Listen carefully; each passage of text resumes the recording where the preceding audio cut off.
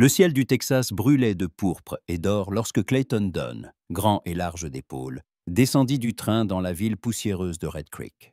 Derrière lui, seulement une sacoche en cuir usé, contenant un peu d'argent, et le vieux journal de son père, marqué par le temps. Dans ses yeux, la fatigue d'un long voyage et une tristesse ineffaçable qui semblait faire partie de lui-même.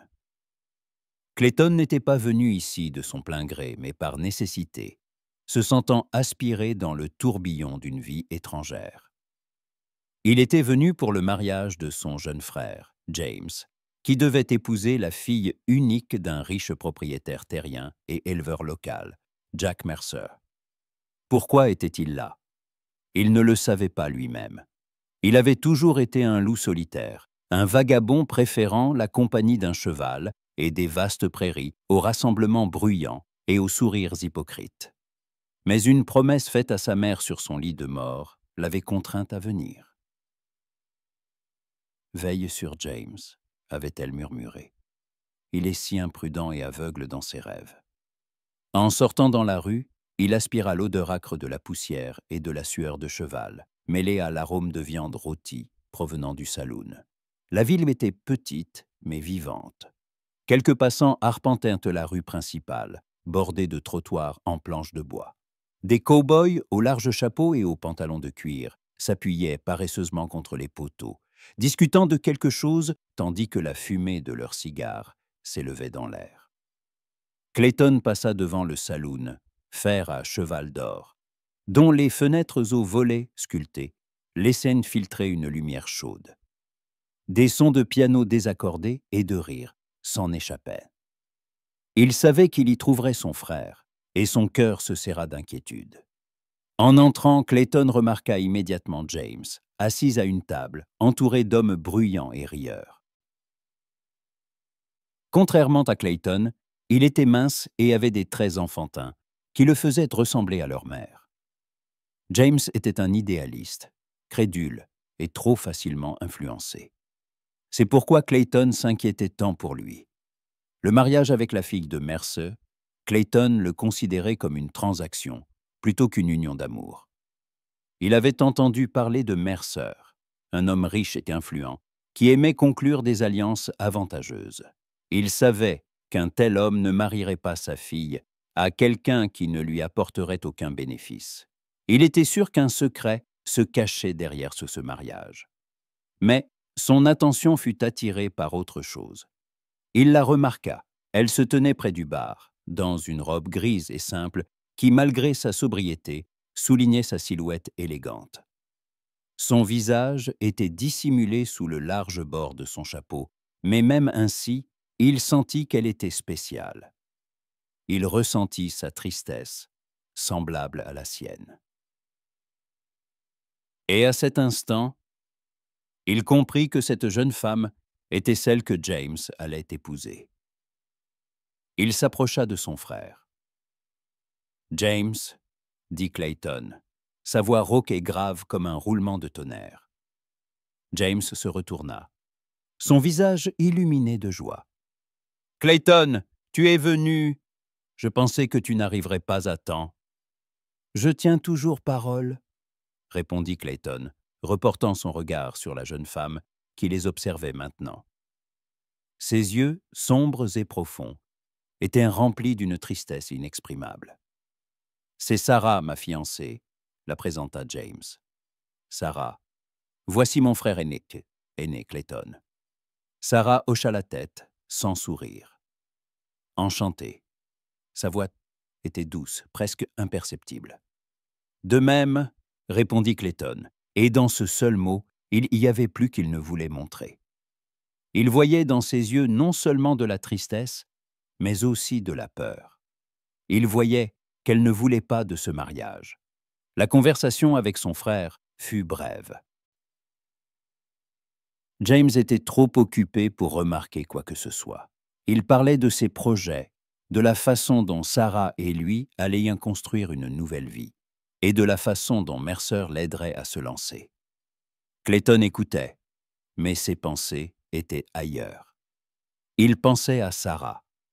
Il sentait que quelque chose n'allait pas, et ce sentiment ne le quittait pas. Il ne pouvait pas comprendre ce que c'était. Il la voyait de temps en temps le regarder, comme si elle cherchait dans ses yeux des réponses à ses questions. Il comprit qu'il ne pouvait pas rester en retrait. Il devait savoir ce qui se passait. Pas pour lui, mais pour James. Il avait promis à sa mère de veiller sur son frère, et il le ferait. Le lendemain matin, avant même le lever du soleil, Clayton se rendit à la ferme de Mercer. Il marchait à pied, savourant le silence des prairies. Il marchait pour voir l'endroit où James allait commencer une nouvelle vie et peut-être trouver des réponses à ses questions. Il la revit, alors qu'elle se dirigeait vers l'écurie, un seau à la main. Ses cheveux sombres et épais étaient tressés en une natte, et son visage était sans maquillage. Elle avait l'air de vivre ici depuis toujours. « Bonjour, mademoiselle Mercer », dit-il, sa voix résonnant comme un écho dans l'air matinal. Elle sursauta, se retourna et le regarda rapidement. « Bonjour, monsieur Dunn », répondit-elle. « Vous pouvez m'appeler Clayton », dit-il. Elle hocha la tête. « Sarah. » Il s'approcha. « Je crois que je dois m'excuser. Hier, j'étais un peu renfermé. »« Je comprends, » dit-elle. « Vous et votre frère êtes très différents. »« Oui, c'est vrai. Je m'inquiète juste pour lui. Il est trop crédule. » Elle hocha la tête, son regard s'éloignant. « C'est une bonne personne. C'est justement ce qui m'inquiète. Les bonnes personnes sont faciles à tromper. » Ces mots restèrent en suspens. Il la regardait, essayant de comprendre ce qui se cachait derrière son expression calme. Elle détourna le regard et changea de sujet. « Vous restez longtemps. »« J'espère que non, » dit-il. « Je n'aime pas rester longtemps au même endroit. » Elle sourit, et ce sourire était si triste que son cœur se serra. « Je vous comprends. » Il voulait lui demander ce qui la tracassait tant, mais il savait qu'il ne pouvait pas le faire. Il savait qu'elle ne répondrait pas. Au lieu de cela, il la regarda simplement, essayant de comprendre ce qui se cachait derrière sa tristesse. Ils restèrent en silence. Le soleil était déjà levé, et ses rayons perçaient à travers les branches des arbres. À cet instant, alors qu'ils étaient seuls dans le silence, il sentit qu'une connexion invisible se créait entre eux. C'était plus qu'une simple curiosité. C'était quelque chose de profond et de mystérieux qui les attirait l'un vers l'autre. Il sentait qu'elle le comprenait, qu'elle ressentait la même chose que lui. « Je dois y aller, » dit-elle, et sa voix était douce et triste. « J'ai beaucoup à faire. »« À bientôt, Sarah, » dit-il. Il la regarda partir, et il sut qu'il ne pouvait pas simplement s'en aller. Il devait rester et découvrir la vérité, non seulement pour James, mais aussi pour elle. Il devait découvrir quel secret se cachait derrière ses yeux. Et il savait qu'il trouverait les réponses à toutes ces questions, même si pour cela, il devait affronter Mercer lui-même. Les jours suivants à la ferme, Mercer s'étirait comme du miel épais. Ils étaient remplis de tâches routinières qui, semblait-il, auraient dû émousser la vivacité des pensées, mais ne faisaient que les aiguiser.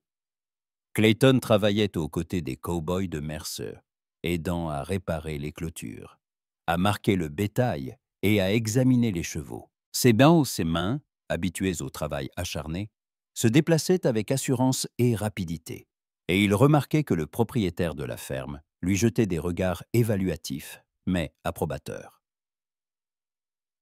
Mercer, un homme aux épaisses moustaches et au regard impénétrable, était taciturne, et leurs échanges se limitaient à de courtes phrases concernant le travail. James, au contraire, se comportait comme un héritier à part entière, passant du temps avec Sarah et son père.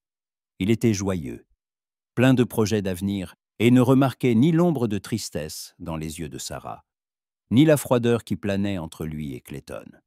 Chaque fois que Clayton voyait son frère, son cœur se serrait d'inquiétude. Il sentait que James était pris dans une toile tissée d'ambition et de promesses aux étrangères, et était trop aveugle pour le voir. Sarah, contrairement à son fiancé, n'évitait pas le travail. Elle s'occupait du ménage, cuisinait, entretenait le jardin et les animaux. Et c'est justement pendant ces tâches routinières que ses chemins et ceux de Clayton se croisaient au souvent. Il la voyait s'occuper des chevaux, comment ses doigts caressaient doucement leur cou, comment son regard devenait doux lorsqu'elle regardait ses animaux préférés. Il la voyait travailler dans le jardin, comment elle plantait les fleurs avec amour, comment elle les arrosait avec précaution, comme si elle avait peur de leur faire du mal. Il parlait rarement, mais ces moments de silence étaient remplis de sens. Clayton s'arrêtait souvent pour l'observer. Il remarquait comment son visage changeait lorsqu'elle pensait, comment elle soupirait lorsqu'elle croyait que personne ne la voyait. Sa tristesse était si palpable qu'il la sentait du bout des doigts. Il voulait lui demander ce qui s'était passé, mais les mots restaient coincés dans sa gorge. Il avait peur que s'il parlait, il briserait le pont fragile qui commençait à se construire entre eux. Un soir, alors que le soleil était presque couché, Clayton travaillait à réparer une selle. Il était assis sur le porche, et l'odeur du cuir tanné et du foin fraîchement coupé flottait dans l'air. Soudain, il entendit des pas. C'était Sarah. Elle portait un panier de linge, la tête baissée, et elle avait l'air très fatiguée. « Mademoiselle Mercer, dit-il, sa voix douce comme la brise du soir. Elle sursauta et leva la tête. Clayton, ses yeux brillèrent à la lumière du crépuscule. Il se leva. « Laissez-moi vous aider. » Il lui prit le panier. Ses doigts effleurèrent de les siens un instant, et il sentit un frisson parcourir son bras. « Merci, » dit-elle doucement. Ils marchèrent vers la maison. Les pas de Clayton étaient larges et réguliers, les siens petits et rapides. Tout au long du chemin, ils ne dirent pas un mot. Mais ce silence était rempli d'un malaise. Quand ils arrivèrent à la maison, il posa le panier par terre. « Vous n'auriez pas dû travailler si tard. »« J'ai beaucoup à faire, » répondit-elle. « Je vois. Mais vous avez l'air de ne pas vous être reposé depuis plusieurs jours. » Elle détourna le regard. « J'y suis habitué. » Il la regarda, essayant de comprendre ce qui la poussait à travailler autant. Ne pouvait-elle pas demander de l'aide? Ou ne voulait-elle simplement pas en avoir? « Sarah, » dit-il, et sa voix était dure comme l'acier. « Que se passe-t-il? Je vois que vous êtes malheureuse. Ce mariage, vous n'en voulez pas. » Elle le regarda, et un éclair de peur passa dans ses yeux. « De quoi parlez-vous? »« J'aime James. » « Vous pouvez vous mentir à vous-même, mais pas à moi. » Il baissa la voix pour que personne ne les entende. « Je vous ai vu au saloon. Je vous vois ici. Vous ne ressemblez pas à une femme qui va se marier par amour. » Elle recula. « Ce n'est pas votre affaire, c'est pas votre affaire. »« C'est mon affaire, » répondit-il. « Mon frère, c'est une bonne personne.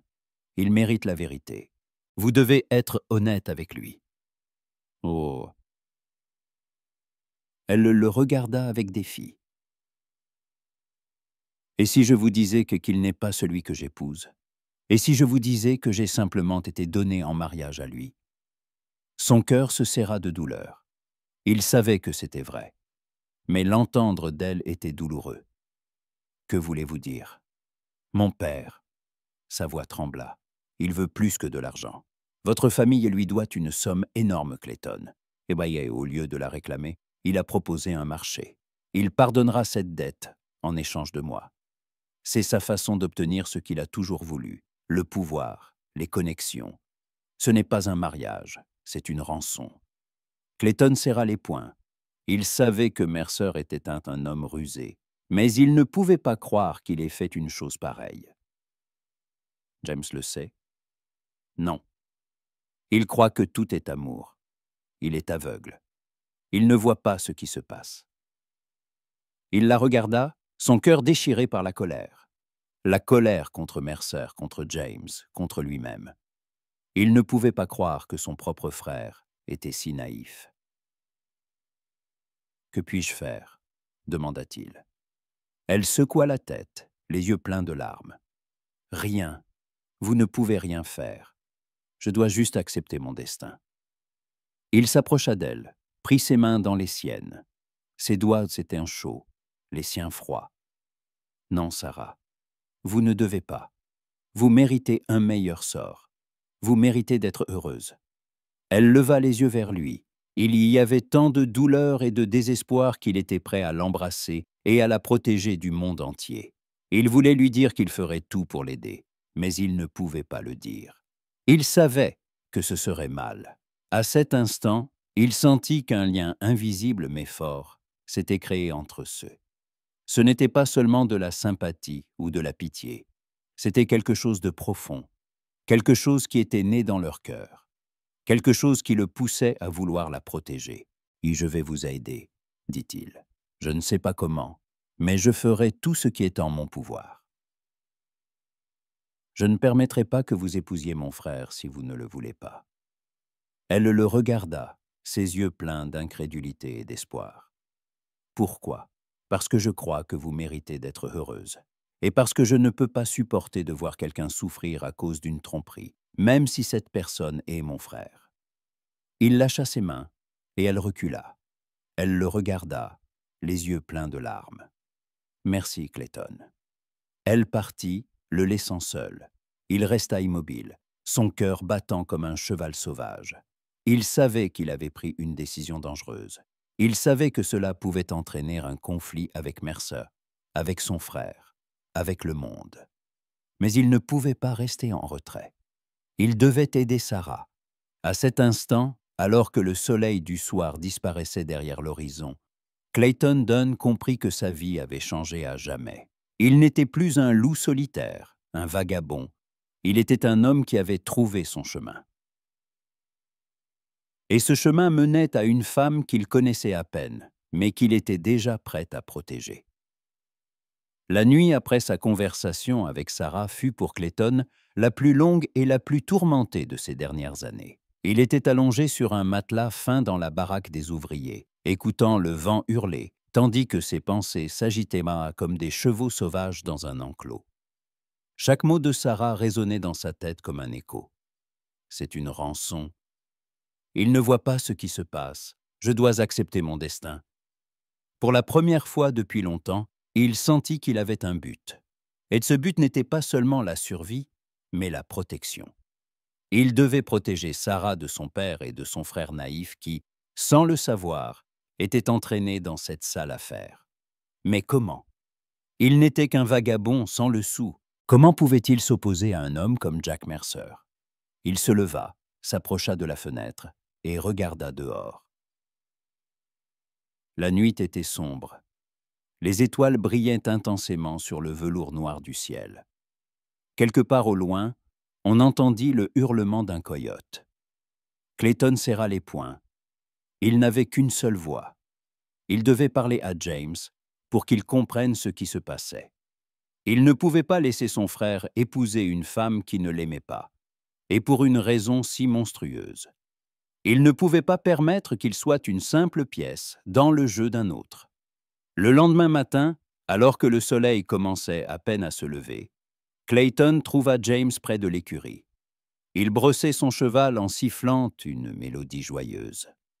En voyant son frère, il sourit. « Clayton, bonjour. Tu as l'air de ne pas avoir dormi de la nuit. Quelque chose s'est passé ?»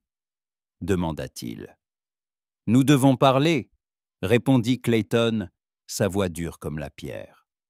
James sentit immédiatement que quelque chose n'allait pas. Il posa la brosse et se tourna vers son frère. « De quoi ? » ?»« De ton mariage. Et de ce qui se cache derrière.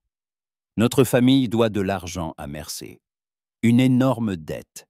Ce n'est pas un mariage d'amour, James, c'est une rançon. » Le sourire quitta le visage de James. « Qu'est-ce que tu racontes, Clayton? Tout cela est faux. Tu ne comprends pas. J'aime Sarah. Et elle m'aime. »« Elle ne t'aime pas, » dit Clayton, et ses mots furent comme un coup. « Elle est malheureuse. Elle me l'a dit. Son père l'a simplement donnée en mariage à toi pour annuler la dette. » Le visage de James devint rouge. « Elle te l'a dit? » Pourquoi tu la crois? Tu viens juste d'arriver. Tu ne la connais pas du tout. Tu es juste jaloux. Tu es jaloux que j'ai tout, la terre, la famille, l'avenir. Et toi, tu n'as rien. Ce n'est pas de la jalousie, James, c'est de l'inquiétude. Clayton parlait calmement, mais en lui, tout bouillonnait. Et notre mère m'a demandé de veiller sur toi. Je ne peux pas te regarder courir vers le précipice. Clayton, dit James, et sa voix était pleine de douleur et de colère. Je ne suis pas un enfant. Je n'ai pas besoin de ta tutelle. Tu as toujours été un loup solitaire. Tu ne nous as jamais aimés. Tu es juste jaloux. Je t'aime, James, et c'est pourquoi je ne te laisserai pas commettre la plus grande erreur de ta vie. Ce n'est pas ta vie, Clayton. James se mit à crier. C'était ma vie. Je prends mes propres décisions. Pars. Retourne dans ta prairie. Tu n'es pas nécessaire ici. Clayton regarda son frère, et son cœur se serra de douleur. Il vit que James ne le croyait pas. Il vit que sa foi aveugle en l'amour et sa crédulité l'avaient rendu vulnérable. « Je ne partirai pas, » dit Clayton, et sa voix était ferme et résolue. « Je ne partirai pas tant que je ne serai pas sûr que tu es en sécurité. » James se retourna et partit. Il ne regarda pas en arrière. Clayton le regarda s'éloigner, et son cœur se remplit de tristesse. Il savait qu'il avait perdu son frère, mais il ne pouvait pas faire autrement. Après la dispute avec James, Clayton se sentit vidé. Il travailla toute la journée sans ressentir la fatigue, ses pensées n'étant occupées que par une seule chose, Sarah. Il devait lui parler à nouveau. Il devait élaborer un plan. Le soir, quand il fit sombre, il se glissa vers la maison. Il vit Sarah, assise sur le porche, la tête baissée, pleurant doucement. Il s'approcha d'elle et s'assit à ses côtés. « Sarah, » dit-il, « j'ai parlé à James. » Elle leva les yeux vers lui. « Je sais. Il me l'a dit. Il était très en colère. Il a dit que vous étiez jaloux de lui. Je ne suis pas jaloux. » Il baissa la voix pour que personne ne les entende. « Je ne peux simplement pas supporter de voir quelqu'un le manipuler. Je ne peux pas supporter de te voir souffrir. » Elle le regarda. Il y avait tant de douleur dans ses yeux qu'il était prêt à l'embrasser et à la protéger du monde entier. « Je ne sais pas quoi faire, Clayton. Je ne peux pas aller contre mon père. Il ne me pardonnera jamais. Vous n'êtes pas obligé de lui obéir, » dit-il. Elle secoua la tête. « Je le dois. » « Non. Je trouverai un moyen. Je paierai cette dette. Je ferai tout ce qu'il faut. » Elle le regarda avec incrédulité. « Comment? Vous n'avez rien. »« Je trouverai. Je ferai tout ce qui est en mon pouvoir. Je ne permettrai pas que vous soyez une simple monnaie d'échange dans cette transaction. » Elle le regarda et une étincelle d'espoir passa dans ses yeux. C'était un espoir fragile, mais si puissant qu'il fit battre son cœur plus vite. « Que voulez-vous que je fasse ?» demanda-t-elle. « Rien, » dit-il. « Je ferai tout moi-même. Vous devez juste me faire confiance. Vous devez croire que je trouverai un moyen. » Elle le regarda, et ses yeux se remplirent de larmes. « Merci, Clayton, je vous crois. » Il se leva, et elle aussi. Ils restèrent en silence, leurs regards se rencontrant. Il voulait lui dire qu'il ferait tout pour l'aider, mais les mots restèrent coincés dans sa gorge. Au lieu de cela, il la regarda simplement, et il y avait tant de sentiments inexprimés dans ses yeux qu'elle comprit tout. Il se détourna et se dirigea vers l'écurie. Il devait quitter la ferme Mercé. Il devait trouver un moyen de gagner de l'argent pour rembourser la dette. Il devait le faire, pour Sarah, pour lui-même, pour son honneur. Il sella son cheval et partit dans la nuit. Il ne savait pas où il allait, mais il savait une chose. Il ne reviendrait pas tant qu'il n'aurait pas trouvé un moyen d'aider Sarah. Clayton galopait vers l'ouest, à l'aventure, guidé non par une boussole, mais par un sentiment de désespoir et de détermination. Il chevauchait jour et nuit. dormait appuyé sur sa selle et ne mangeait que la viande séchée qui restait dans sa sacoche. La prairie autour de lui s'était transformée en un désert sec et poussiéreux. Chaque inspiration lui brûlait les poumons. Il ne savait pas où il allait, mais il savait pourquoi. Il partait pour trouver un moyen de payer la dette qui liait Sarah comme une chaîne. Son chemin le mena à une ville appelée Sand Creek. La ville était sale, poussiéreuse et bruyante. Contrairement à la ferme assoupie de Mercer, la vie y battait son plein. De chaque saloon s'échappait de la musique forte, des cris et des rires. Des cow-boys, des commerçants et des femmes de petite vertu arpentaient les rues. L'odeur de la poudre, de la sueur et du whisky bon marché flottait dans l'air. Clayton se sentait étranger dans cette ville, mais il savait qu'il pouvait y trouver ce qu'il cherchait. Il attacha son cheval près du saloon et entra. Il s'assit à une table dans un coin, commanda un whisky et commença à écouter. Il écouta les conversations des cow-boys, des commerçants et des mineurs. Il écouta leurs histoires d'or, d'affaires, de richesses. Il cherchait une opportunité. Il n'avait pas besoin d'un travail ordinaire. Il avait besoin d'argent, et vite. Il entendit deux hommes à la table voisine parler d'une partie de poker. Ils parlaient de grosses mises, de gens riches et du fait que le gagnant pouvait emporter une fortune. On dit que Lucky Flynn lui-même participe à cette partie, dit l'un des hommes, sa voix pleine d'admiration. Il prend tout ce qu'il veut. On l'appelle le roi du poker. J'ai entendu dire qu'il ne perd jamais, répondit l'autre. Jamais. Je ne sais pas comment il fait, mais je ne jouerai pas avec lui. Clayton resta assis et écouta. Son cœur battait comme un cheval sauvage. Il savait que c'était risqué. Il n'était pas un joueur. C'était un homme qui travaillait de ses mains, mais il savait que c'était sa seule chance. Il ne pouvait pas laisser Sarah épouser son frère. Il finit son whisky, se leva et s'approcha de la table. Les deux hommes le regardèrent avec surprise. « Où puis-je trouver ce Lucky Flynn ?» demanda Clayton, sa voix ferme. Les hommes le regardèrent comme s'il était fou. « Tu veux jouer avec lui? Tu plaisantes? Il te dépouillera de tout. »« Peu importe, » répondit Clayton. « Je veux jouer. » Les hommes rirent, mais l'un d'eux désigna la porte. « Il est dans le saloon du fond, Grumble Colt. Mais tu dois être prêt. Il ne plaisante pas. » Clayton les remercia et se dirigea vers la sortie. Il ne savait pas ce qu'il attendait, mais il savait qu'il devait le faire. Il était prêt à tout risquer pour sauver Sarah. Il entra dans le saloon. Il était plus grand et plus luxueux que le précédent. Il y avait moins de monde, mais ils avaient l'air plus riche et plus dangereux. Au centre de la salle se trouvait une grande table autour de laquelle étaient assis plusieurs hommes. L'un d'eux, un homme grand et maigre, avec un regard froid et un visage dur, était Lucky Flynn. Clayton s'approcha de la table.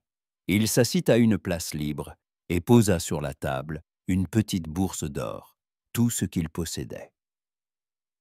« Je veux jouer, » dit-il. Flynn leva les yeux vers lui. Son regard était froid et indifférent, comme celui d'un requin. « Tu as l'air d'un homme qui ne sait pas dans quoi il s'engage. Es-tu sûr de vouloir jouer? »« Oui, » dit Clayton, sa voix dure comme l'acier. La partie commença. Clayton joua comme s'il était né avec des cartes en main. Il jouait non par hasard, mais par nécessité. Ses mouvements étaient à moitié mesurés. Son regard était concentré sur les cartes, et il n'avait qu'une seule pensée en tête, Sarah. Il jouait pour elle, il risquait pour elle. Au début, il eut de la chance. Il gagna de petites sommes, puis de plus en plus. Il vit le regard de Flynn changer. Il y apparut de la surprise, puis de la colère. Il n'avait pas l'habitude de perdre. La partie continua jusque tard dans la nuit. Il ne restait que deux joueurs, Clayton et Flynn. Tout l'or restant était à eux. Sur la table gisait une somme énorme, suffisante pour rembourser la dette de Mercer. Flynn le regarda.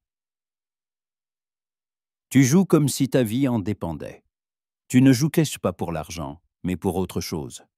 Je ne sais pas ce que tu sais, mais cela te rend dangereux. » Clayton ne répondit pas. Il regarda simplement les cartes. Le dernier tour. Il augmenta la mise. Flynn le regarda, les yeux pleins de haine. Il vit que Clayton n'avait pas peur de lui. Il vit qu'il avait ce qu'il n'avait pas, un but. Il augmenta la mise. Clayton le regarda. Il savait que c'était la dernière chance. Il devait tout tenter. Il devait gagner. Il devait récupérer Sarah. Il regarda les cartes et sourit. Il savait qu'il avait gagné. Clayton revint à la ferme des Dunn, mais il n'était plus le même homme. Ses vêtements étaient un couvert de perles de poussière, son visage buriné par le vent. Mais dans ses yeux brillait un feu qu'il n'avait pas auparavant. Et il n'était plus un simple vagabond, mais un homme qui avait trouvé un but. Il ne montait plus son propre cheval, mais un étalon noir qu'il avait acheté avec l'argent gagné. Il transportait un grand sac en cuir rempli de l'argent de sa victoire. Il avait gagné. Il était revenu. Il était prêt pour l'ultime confrontation. Il attacha son cheval à la clôture et se dirigea vers la maison. Il vit d'abord James. Il était assis sur le porche, la tête baissée, les mains croisées sur les genoux. Il semblait anéanti. « Ah, c'est » dit Clayton, sa voix douce. James leva la tête et le regarda. Il y avait de la douleur et de la colère dans ses yeux. « Tu es de retour ?» demanda-t-il. « Je pensais que tu étais parti depuis longtemps. Je suis de retour, et je suis revenu avec de l'argent. » Il posa le sac par terre. James l'ouvrit, et ses yeux s'écarquillèrent de surprise. Il ne pouvait pas croire que son frère ait pu faire cela. « D'où tiens-tu ça ?» demanda-t-il, sa voix pleine d'incrédulité. « J'ai gagné, j'ai joué au poker, j'ai gagné !» James le regarda. « Tu as joué? Tu n'as jamais joué. J'ai joué pour toi et pour Sarah. Je ne pouvais pas permettre que vous soyez victime de cette tromperie. » James se détourna. Il ne pouvait pas regarder son frère. Il ne pouvait pas croire que Clayton ait été prêt à tout risquer pour lui. « James, je sais que tu ne me crois pas, » dit Clayton. « Mais c'est la vérité. Je sais que Sarah P. est malheureuse. Je sais que ce mariage est une rançon. Je ne veux pas que tu sois victime de cette tromperie. » À ce moment-là, Sarah sortit. Elle vit Clayton et un sourire illumina son visage. Elle courut vers lui, les yeux remplis de larmes. « Vous êtes un revenu, » dit-elle. « Je suis revenu. Et j'ai apporté l'argent. Nous paierons la dette. Nous te libérerons. » Elle le regarda. Il y avait tant d'espoir dans ses yeux qu'il était prêt à l'embrasser et à la protéger du monde entier. James les regarda. Il vit qu'il y avait quelque chose entre eux qui n'existait pas entre lui et Sarah. Il vit que Clayton et Sarah étaient un peu plus proches que lui, et Sarah ne l'avait jamais été. Il sentit qu'il les avait perdus tous les deux. « Vous me cachez quelque chose, » dit-il. « Bien, son dit Seigneur. Que se passe-t-il ? » « Vous avez comploté quelque chose. »« Nous avons comploté pour libérer Sarah, » répondit Clayton. « Tu m'aimes, Sarah, n'est-ce pas ?» demanda James. Sarah regarda James. « Je ne sais pas, » dit-elle, et sa voix trembla. James la regarda, son visage plein de douleur. Il ne pouvait pas croire que son amour n'était qu'une illusion. « Tu m'as trompé tout ce temps ?» demanda-t-il. « Non, je ne t'ai pas trompé, » répondit-elle, et les larmes coulèrent sur ses joues. « Je ne pouvais simplement pas te dire la vérité. J'avais peur que tu ne comprennes pas. » James se détourna. Il ne pouvait pas la regarder. Il ne pouvait pas regarder son frère. Il sentit qu'il était seul. « Bien, » dit-il, sa voix ferme. « Bien, j'ai tout compris. Je pars. Je ne veux plus vous voir. » Il partit. Clayton le regarda s'éloigner, et son cœur se remplit de tristesse. Il avait perdu son frère, mais il avait sauvé Sarah. Sarah s'approcha de Clayton et lui prit la main. « Merci, » dit-elle. « Je ne sais pas ce que j'aurais fait sans vous. Je ne pouvais pas te laisser. Je ne pouvais pas te laisser souffrir. Elle le regarda. Il y avait tant de sentiments inexprimés dans ses yeux qu'il comprit tout.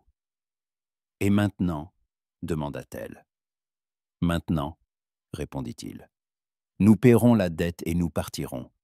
Nous trouverons un nouvel endroit où nous pourrons être heureux. » Ils restèrent en silence, leurs mains jointes. Il sentait que son cœur battait comme un cheval sauvage. Il savait qu'il avait pris la bonne décision. Il savait qu'il avait fait tout ce qu'il pouvait pour la sauver.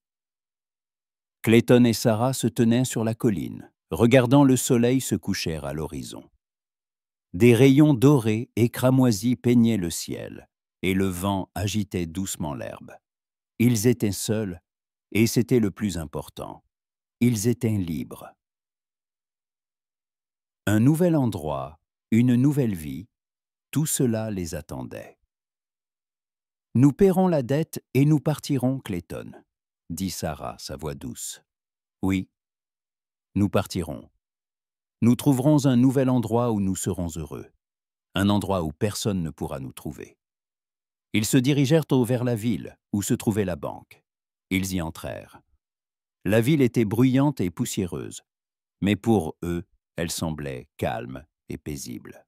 « Bienvenue à Sand Creek, » dit l'homme à comptoir, grand, chauve et avec une énorme barbe. « C'est votre première fois ici? »« Oui, » répondit Clayton. « Nous voulons payer une dette. »« Bien, je peux vous aider. » Clayton lui tendit la petite bourse d'or. Il la prit, l'ouvrit, et ses yeux s'écarquillèrent de surprise. « C'est une somme énorme, » dit-il. « Pourquoi voulez-vous payer cette dette? C'est notre secret, » répondit Clayton. « Nous voulons juste payer la dette et partir. » L'homme les regarda. Il sentait qu'il cachait d'en haut quelque chose, mais il ne posa pas de questions. Il prit simplement l'argent et leur délivra un reçu. « La dette est payée, » dit-il. « Vous pouvez partir. Vous êtes libre. » Clayton et Sarah sortirent de la banque. Ils marchaient dans la rue, main dans la main. Ils étaient libres. Ils pouvaient aller où ils voulaient. Ils pouvaient faire tout ce qu'ils voulaient. Ils sentèrent que leur cœur battait à l'unisson. Ils étaient ensemble. Ils s'achetèrent de la nourriture et des vêtements, puis montèrent dans une diligence qui se dirigeait vers l'ouest. Ils s'assirent côte à côte, main dans la main, et regardèrent le coucher de soleil. « Qu'allons-nous faire ?» demanda Sarah. « Nous allons vivre, » répondit Clayton. « Nous allons vivre comme nous le voulons. Nous allons construire une maison. Nous aurons des enfants. Nous serons heureux. » Elle le regarda. Il y avait des larmes dans ses yeux. « Je ne sais pas comment je pourrais vous remercier. »« Tu n'as pas besoin de me remercier. » Il la regarda. « Tu dois juste être avec moi. Tu dois juste m'aimer. » Elle le regarda et les larmes se coulèrent sur ses joues. « Je t'aime, Clayton, je t'aime. » Il l'étreignit. Ils restèrent ainsi, tandis que la diligence roulait à travers les vastes prairies. Ils étaient ensemble. Ils étaient libres. Ils étaient heureux. Ils trouvèrent une petite ferme dans la prairie. La ferme était petite et vieille, mais elle y était à eux. Ils travaillèrent en jour et nuit pour la remettre en état. Ils plantèrent des fleurs, des légumes et des fruits. Ils élevèrent du bétail. Ils construisirent leur propre monde. De nombreuses années passèrent. Ils eurent 3 enfants, 2 garçons et une fille. Ils étaient heureux. Ils vécurent une vie simple mais heureuse. Ils ne se souvinrent jamais de leur passé. Ils vécurent simplement le présent. Ils étaient libres. Ils étaient ensemble.